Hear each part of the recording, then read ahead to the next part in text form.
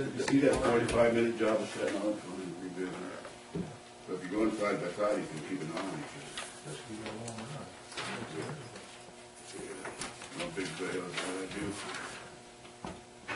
And it's what I put in big bales, not forget.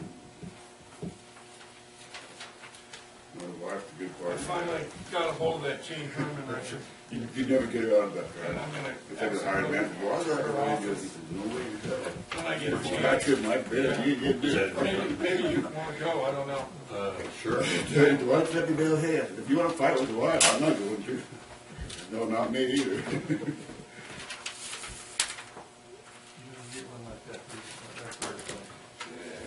That's why we made it for 43 years. Can you read that one? They should send everyone. 74. April 1st. Yeah, you done kid out of college, I didn't know that. I'm an old kid out of college, but I don't know. Yeah. The older you get, the more you realize you don't know. When I was young, I knew it all. I'm like a lawyer.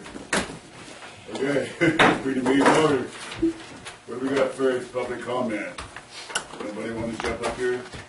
Not good items to be discussed in closed session.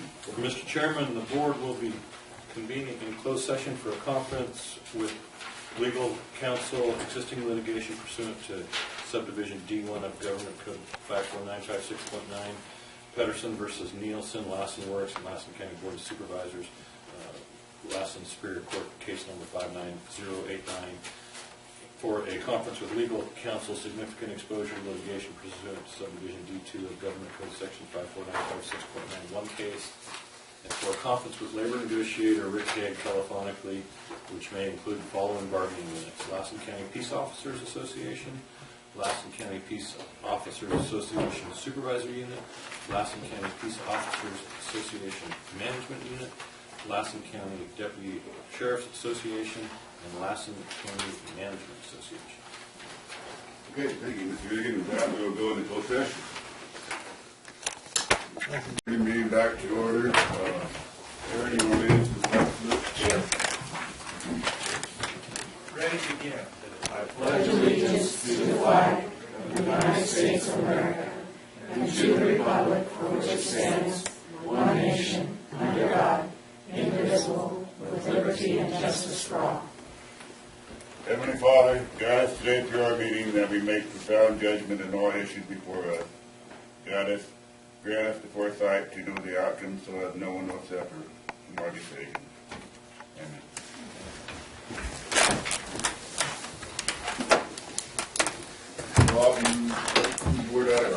Yes, sir. The board met in closed session for conference with legal counsel, existing litigation pursuant to subdivision D1 of Government Code section 54956.9, Pedersen versus Nielsen, Lassen Works, and Lassen County Board of Supervisors.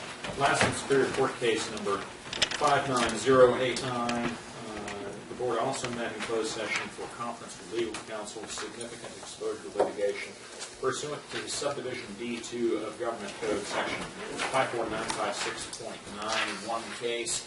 And lastly, the board met in closed session for conference with labor negotiator Rick Hague, which included the following bargaining units: the Lassen County Peace Officers Association, Lassen County Peace Officers Association Supervisors Unit, Lassen County Peace Officers Association Management Unit, and the Lassen County Deputy Sheriff's Association and the Lassen County Management Association. All three of those items are in no reportable action, Mr. Chairman. Thank you, Counsel. Okay. Agenda approval, additions and or deletions. Which you guys changed? No change. Yes, we do have one change.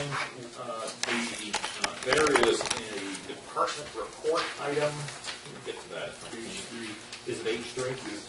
Thank you. H3 needs to be pulled from this agenda because we don't have 4. Correct. We don't have 4. There's no possibility of that item being approved at all. So the request is to remove that from today's agenda. Correct, Ms. Cardenas? Yes. We'll re-agenda that. Yes, H1's fine. Just H4 is the only one. H3. Yes. And board members haven't changed? And then we have a motion to approve the agenda with H4 taken out. Any discussion? H3. H3. Did you say H4 again? Okay, John Susan. H4. Okay, H4 removed from the agenda. No, it's H3. Oh, my. Whatever number you give it, it's the item related to the purchase of the tax bill record from the Treasurer Tax Collector's Office. I'll look at her, H3. H3, correct. It's been a stressful morning, I've been up for many hours, so I'll blame it on that. Okay, all in favor say aye. Aye. Both say no. I doubt it. Thank you guys, keeping me straight here. Public comment, I have a little card from Lillian and Christie. Good morning. Good morning. It's nice to be here to introduce our Big Valley Family Resource Center new Executive Director, Christy Osmussen. This is my last week at the center. I'm moving on to a new chapter and new adventures. And so Christy is going to be the new Executive Director there. Can I tell them a little bit about you? So Christy went to Big Valley High School. Her mom is a nurse at the Big Valley Health Center, and her dad is a retired highway patrol officer. And she's bringing home from Montana. She's moving back from Montana with her husband and her little 4-year-old, and expecting a new one in December. We're really excited to have her. We had 5 actually really good applicants, and so. But Christy was the one we felt was going to be able to take us into the future as far as the center is concerned. And we really have appreciated the Board of Supervisors' support all these years. I'm in my 13th year, so it's time to had an offer I couldn't refuse, moving to Hawaii to help my daughter and her family while she is finishing her PhD. So really, I couldn't say no to that, could I? So this is great, and I hope that you will all be as supportive of Christy and her role as Executive Director as you've been with me. So any questions for her or any comments? Thank you, Lillian, for your 13 years, and welcome aboard, Christie. Thank you. Thanks a lot. Good luck. Aaron? Well, I'd like to thank you for all the years and dedication and service you've put up there in Big Valley. I mean, you've done a wonderful job up there, and thank you for that. And I'm appreciative of that. Thanks, Aaron. Christy, welcome aboard, and I hope you will continue on with growing the one-stop that we always worked so far with, and look forward to working with you. Thank you. Okay.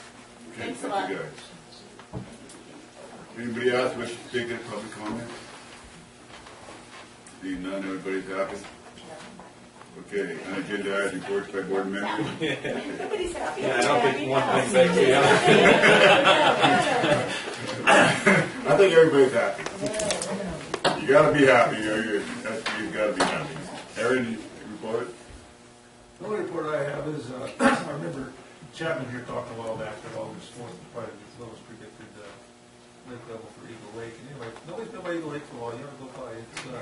It is rather impressive on how far down it is, how far it is out to water. It's just for memory's sake, just to so you can see what's going to. It'll be lower by November 1st.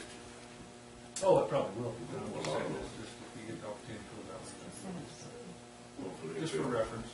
Because I remember it wasn't too long ago that we were That talking highway.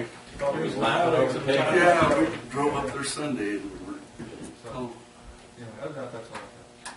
Okay.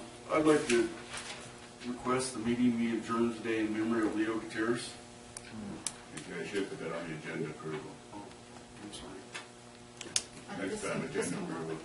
Then, I think Madam Clerk's got it. Yeah, no, of course not. Bill been sick? Huh? Bill been sick? Or Not really, just, but, I want to comment up there, and I drove up past Eagle Lake Sunday, and then yesterday, one of 5 Dots Cowboys' wives put pictures from Eagle Lake on Facebook. That little stretch there between the north and the south is pretty small. Yeah, but one year you could drive Hagataw drove cattle from the 139 to Spalding. That was back in the 30s, I think. So it's not new. Okay, I have nothing, so we'll move on. Information consent calendar, anything there you want to take off for separate consideration? G3. G3 again, huh? 3. 3, 4. Okay. Anything else? Seeing none, I motion to approve information consent calendar with the exception of G3. So moved. Motion and second, any discussion? All in favor, say aye. Aye. Ayes have it. G3, Aaron? Yeah. First off, I really want to commend Richard or Tony, whoever wrote this letter. I thought it was very well written, and I really liked it. I'd like to just make a couple comments. I don't know if it necessarily needs to be changed now, but just for some thought.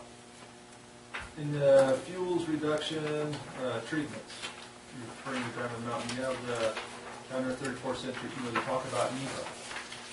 And I don't know, one of the problems with NEPA is in my opinion, that all their options are based toward the environmental side, and we need to make sure we press them toward the economic side of our local communities.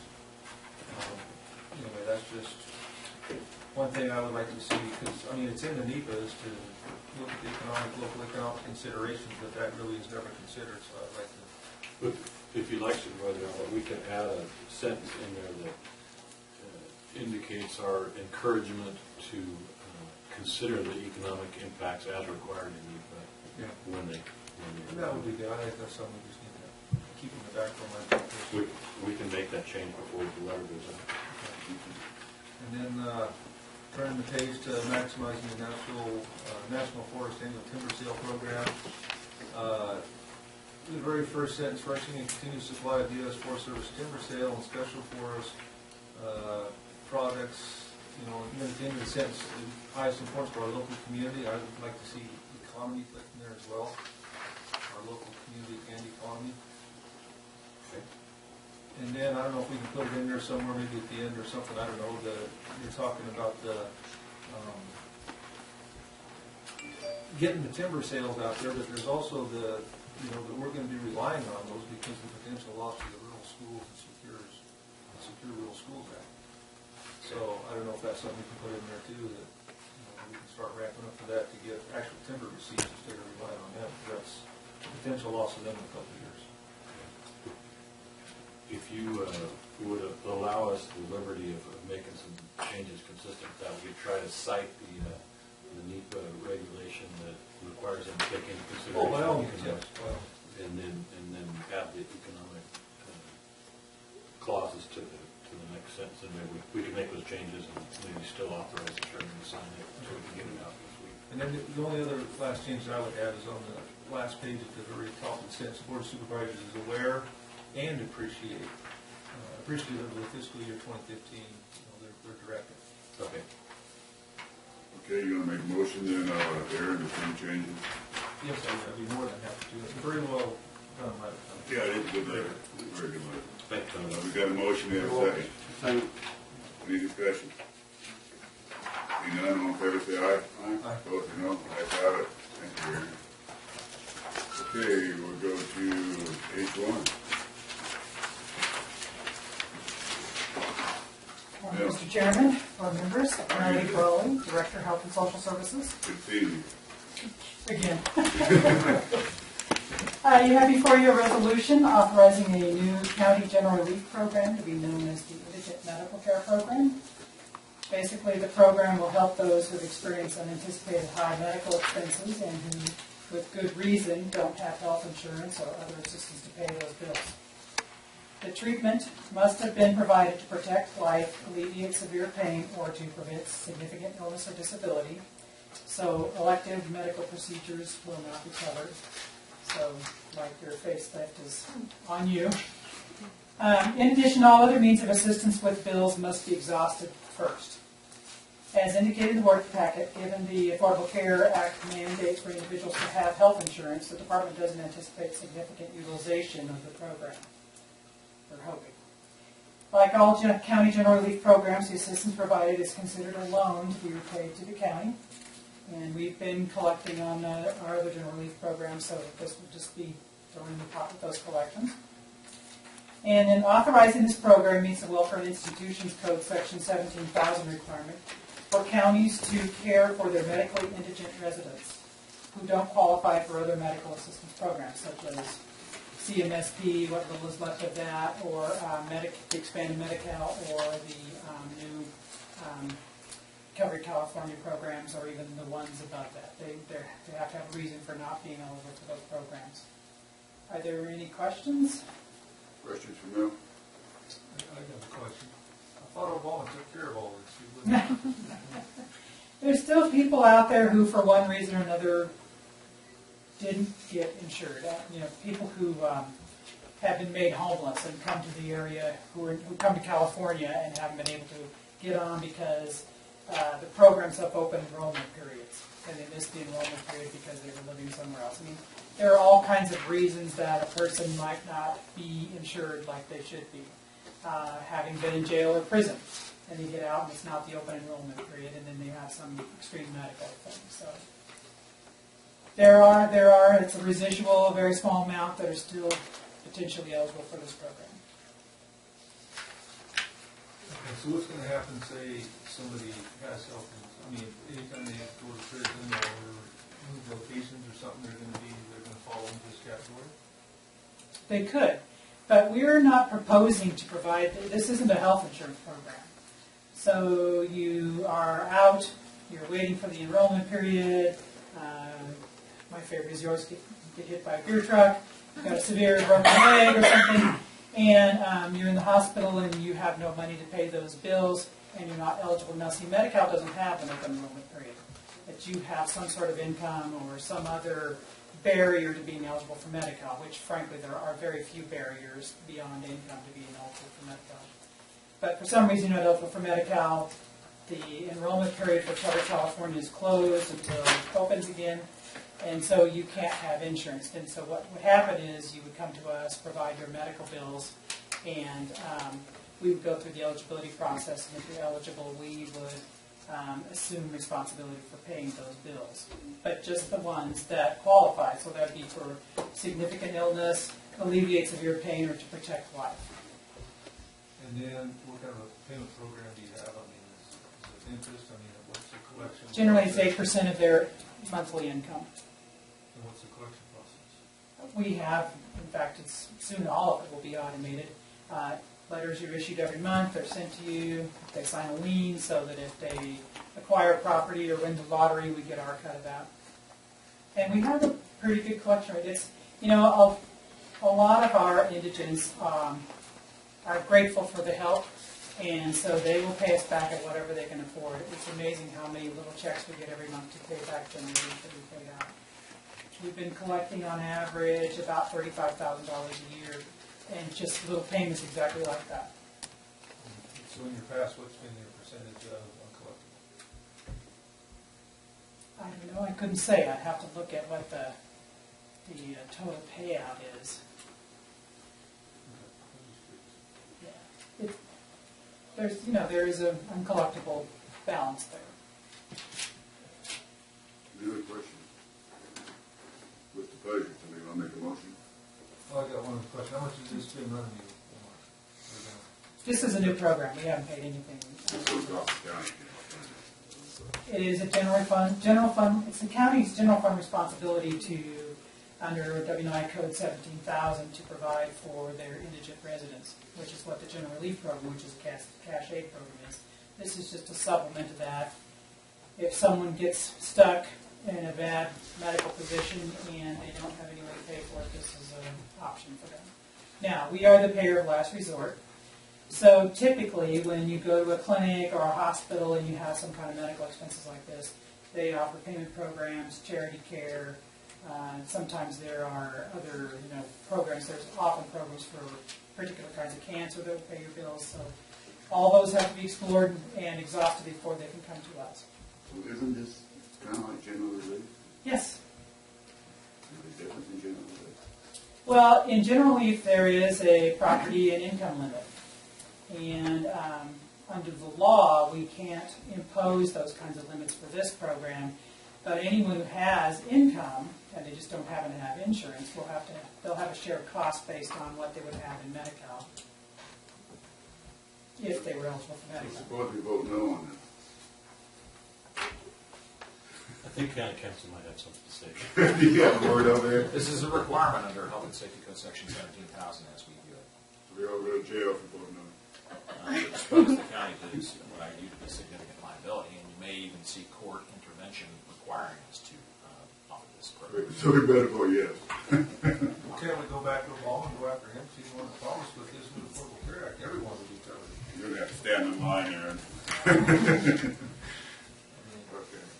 Well, and the truth is, a lot of people are covered, especially people who are indigent. Under the expanded Medi-Cal, millions of people have become eligible for Medi-Cal. Few people just fall in the cracks, and that's what this program is intended to cover. We don't expect high utilization. In other counties where they've implemented programs like this, they have had no utilization. So this is just a safety net beyond the safety net Yes. Right. that we're required to pass by the state. I think it's viewed as the last backstop. But we don't get reimbursed. Well, it's, we require them, we're going to dun them for the money, and we take a lien on their current property and future property, but No. yeah, it's possible we will not be repaid. Especially not at the cost of medical bills.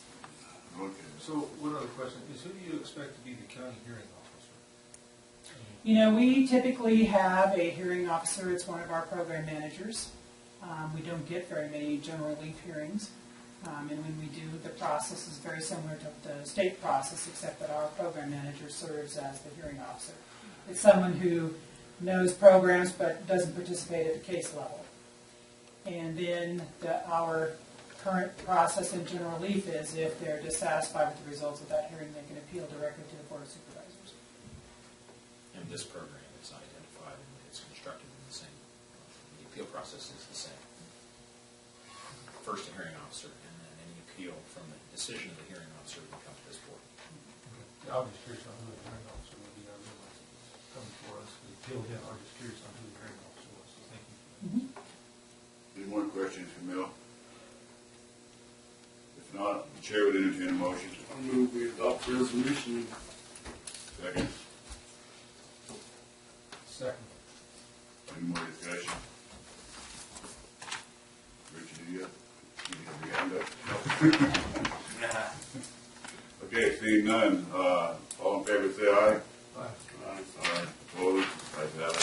Thank you for your consideration. Yes. Thank you. As we have all choices of now. Now, Okay. H1, H2, report on environment. Yeah, Mr. Chairman, Supervisor Hemphill asked for a report on how speed limits were established on certain county roads, and so I asked Mr. Millar to prepare a memo. He's done a really good job of outlining how speed limits are set and enforced in the memo, and invite him to go through that. How I'm going to simple do it this. is. We had a thorough discussion, and Mr. Walton became supervisor. Yes. It was, Seems to be a District 3 it issue. became Everybody speeds in District 3. I remember then a total political. Anyhow, go ahead. Yes. Good morning, Larry Millar, Public Works.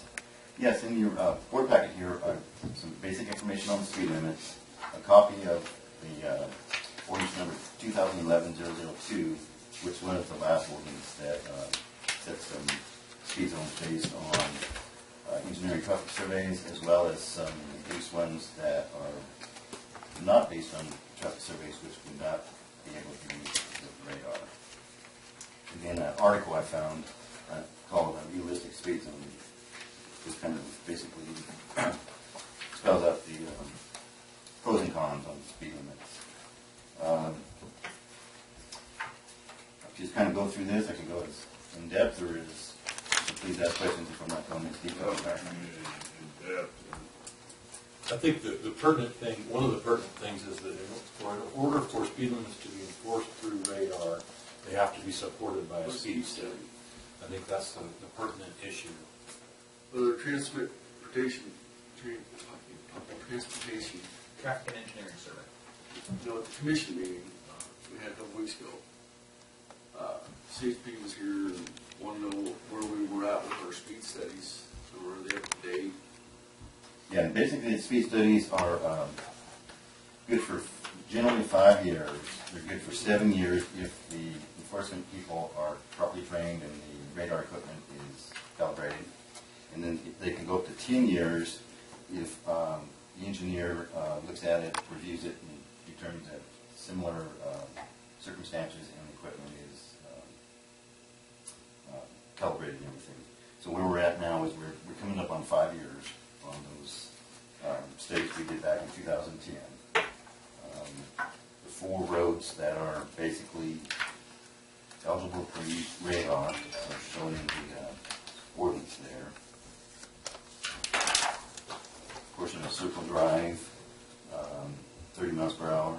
Riverside Drive, that's pretty much the city's portion of Riverside Drive, or counties, I'm sorry. 30 miles per hour. Sears Road, 40 miles per hour, and Doyle Old Highway, 45.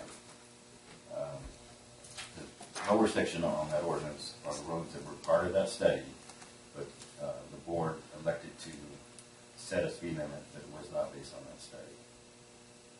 Now, how does LiDAR fit into this? Is it in the same classification as radar? Pardon me, Mike? Oh, it's LiDAR, it's the little light beam thing. Oh, yes.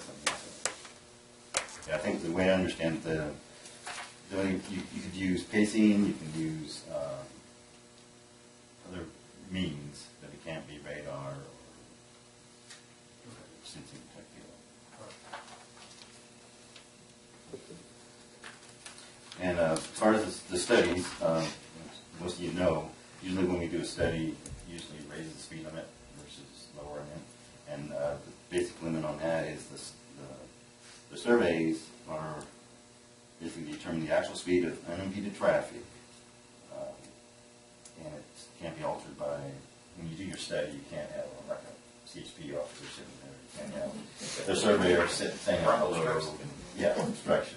So it has to be the actual speed that traffic is doing. And the other interesting point to this is that conditions that are evident are not counted. You can't lower a speed limit based on traffic conditions that are evident to the driver. Question, Dennis? Well, yeah, it's just one of the biggest complaints I get. It's not just my district that I get complaints from. It's all the rural roads out there in the valley that the speed limit's, it's 55. But everybody complains about it, that it's just too high, and it's a safety issue. I mean, we had a guy killed out there on Lambert and Alexander this spring, and that was, not that speed contributed to it, but if, they were going 40 miles an hour instead of 55 miles an hour, might not hit the guy so hard, type of deal. Well, the basic speed limit law does address that. There's no reason that an officer can't cite somebody for a speed that's unsafe, regardless of those. Our county roads were designed to drive 65 miles an hour, like the state 55 is the maximum speed for Right. 2-lane undivided for the basic speed law. There is some other speed limits we can impose without the traffic study, but it's your school zones, your parks, senior centers, residential districts, things like that, and those are 25 miles an hour. So those they can enforce based off of that criteria. But they have a specific, each one of those has a specific definition of what is a residential zone. So like when you guys changed the signs out there on Wingfield Road here recently, That was based on residential. you call it residential? There were 13 I think it's residences 13 per on one quarter side. mile. Yeah, 13 on one side or 16 on both sides. Quarter mile. It's just- And I think the person driving the car has the most responsibility, not to what the speed limit is. Well, yeah, I understand that, but it's just, the people that live out on these roads are just concerned anybody to take her. I haven't had one person call me complaining about trying to go to sleep. It's just like I guess. I've had complaints, but I've had complaints that they're too long.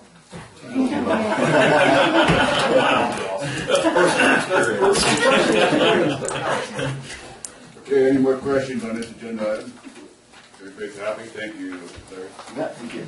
Okay, number 4, Community Value Recreation Authority Board of Directors alternate.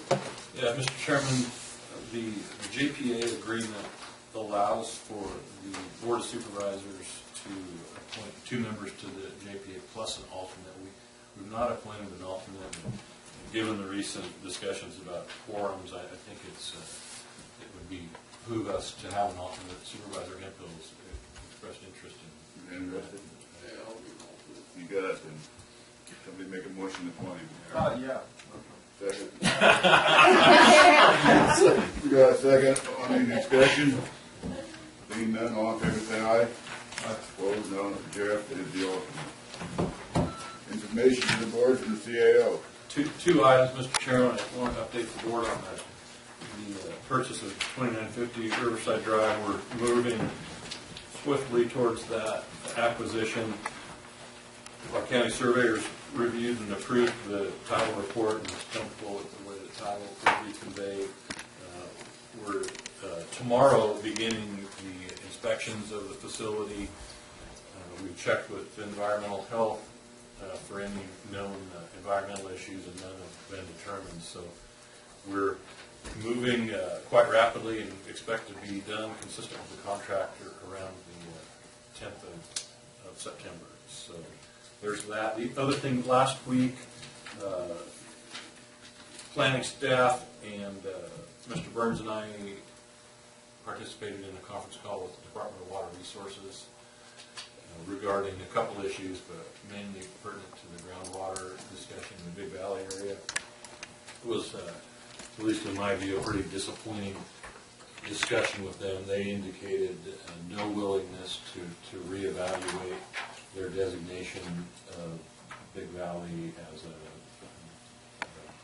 priority of the basin. Essentially, I think we did smoke them out in terms of their tact, which is that, in my opinion, the criteria that they used at designating that basin was just a means to an end, and I'm not interested in us providing better data for them to evaluate. They believe that groundwater needs to be managed in that area, and whatever end they need to, I think they're going to try to get there. So, if we're going to appeal, for in a generic term, appeal that designation, we need to go to a higher level than the Department of Water Resources, I think. Who's that? That would be the state legislature. We had that meeting late last week. I haven't had a chance to contact Assemblyman Daly, but I intend to do that and see if he's interested in trying to help us get them to look at the real data. As the board knows, we're 0.08 of a point away from the lower level of designation. At least 4, if not 5, of the 13.42 points that the score that they've given us are admittedly very subjective on their scale.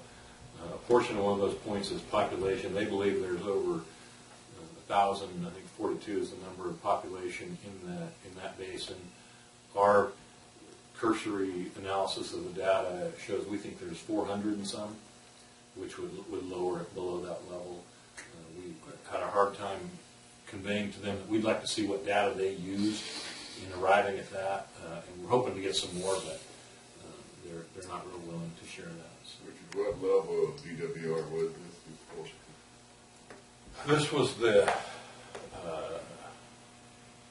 I'm trying to remember the people that were on the telephone call, the district level out of Red Bluff. But they... like before Leslie Snow was it wasn't, he's not there no more. No, it wasn't Mr. Snell, and I don't That's when if you are, whoever you talk to has another level before, the legislature. Yes, but they conveyed that they were, authorized to make those decisions. So. And I asked them for a confirmation that that is their position. And what I expect to do is once we get that letter from them saying we're not willing to entertain new data, then we'll go to the next level. But I think that's going to be above the department. So without any further direction from the board, I plan on doing that. Let's see what you guys say on it. Being that Brian is from Beaver, probably not. That's probably a good thing. That it? That's all I have. Okay. You adjourn.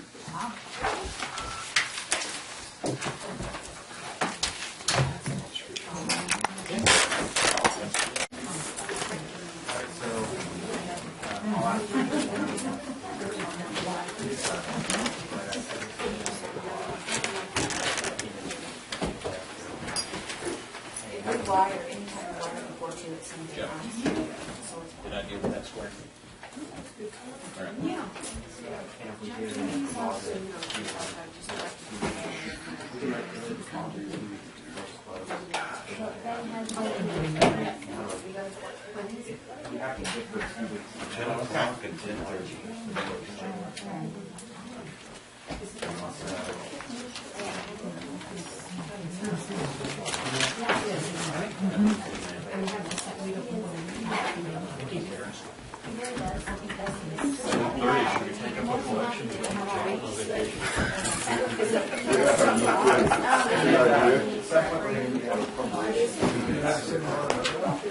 We need to sit and give them selfie sticks.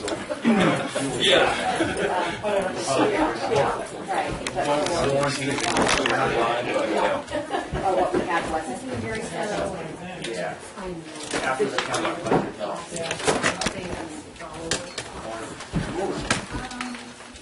All right. See you later. No. Thank you. I couldn't find the supplemental. Okay. Oh, I got these. All right. Everything about it. All right. I don't know if you want it. I'll take that, and I'll ask Paul as soon This as is more. Mr. Kyle, I want to have an audience with you when you get time. so I'll have- I'll have- Yes, you are in trouble. Get me trouble.